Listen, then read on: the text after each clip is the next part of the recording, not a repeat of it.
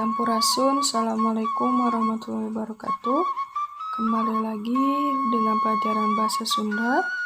Hari ini adalah kelas 8 dengan pembelajaran sisindiran. Siapkan LKS dan buku catatannya. Apa kalian tahu apa itu sisindiran? Sisindiran adalah nyinyir atau sindir. Tetapi di bahasa Sunda sisindiran sama dengan pantun. Kobu di bahasa Sunda bisa pantun? Ya, karena pantun di sini adalah fungsinya untuk ngebrehkeun atau togmol.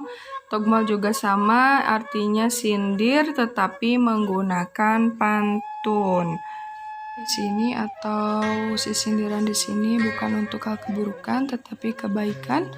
Hal kebaikan yang berisikan tentang nilai keagamaan, sosial, pendidikan, dan nilai norma. Sindiran dibagi menjadi 3, 1 rarakitan, 2 paparikan, dan 3 wawangsalan. Rarakitan asalna tina rakit atau sepasang, awal dan 3 sama, 2 dan 4 juga sama. Contoh, singgeto nginum jamu nugunana nguatkeun urat, singgeto nyer ilmu nugunana dunia akhirat.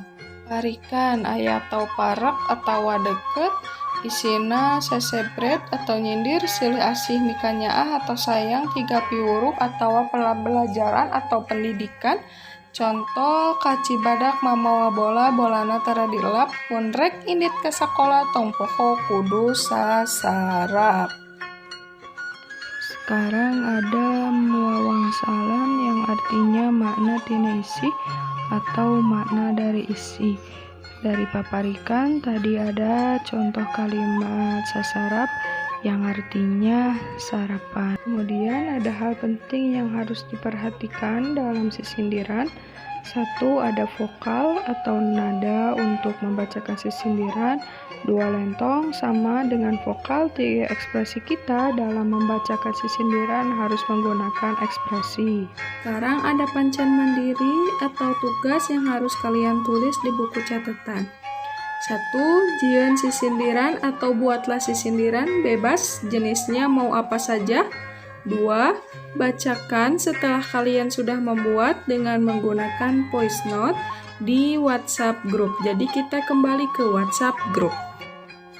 Atur nuhun, wassalamualaikum.